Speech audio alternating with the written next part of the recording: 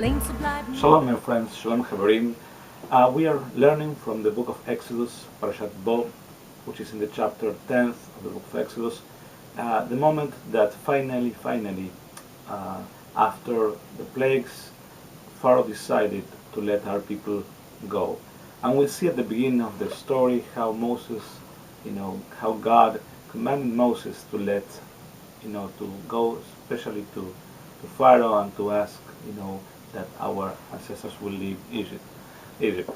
And the phrase "Let my people go" is here, and it says, "Vayomer Adonai el Moshe bo el Paro, ki ani achveti et libo bet lev avdav leman shiti otate ele bekirbo," which means the Lord said to Moses, "Go to Pharaoh, for I have hardened his heart and the hearts of his courtiers, in order that I may display these my signs among them." So, which means that in this story we are seeing and we are learning how God is the one who ichveti et libo, who hardened the heart of Pharaoh, and He is the one who will, in some way, direct the whole story. As finally, then God commanded to Moses that the 14th of Nisan will be a Pesach celebration, which means a celebration of leaving Egypt, a celebration of being free. And this is the time that, as then in the Mishnah and the Talmud, we will learn that in every generation we are supposed to learn and to talk about this story, and in different times we celebrate it in different ways. In today's day we put in the Keara and the Seder different meals just to remember, that that moment in our history. We put the Beitzah, which is the egg, to celebrate that the world is round and as well springtime.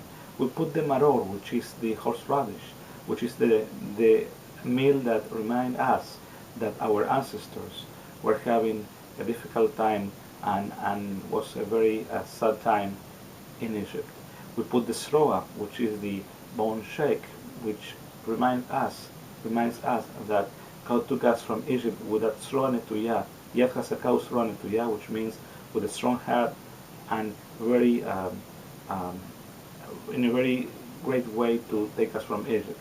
We put the Haroset, which is the mix between the apples, the nuts, and they have the kind of that color, that brown color, which reminds us of the bricks that our ancestors were, used to build different things in Egypt.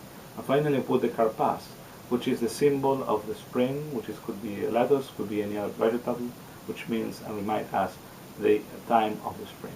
So that the celebration that we are supposed to do in every single generation is a way of remember how Moses took us from Egypt, but much more important, how God made that this story, this moment in history will happen. And Moses is a vehicle of this whole story. I hope that you will have a great week. I wish to all of you Shabbat Shalom.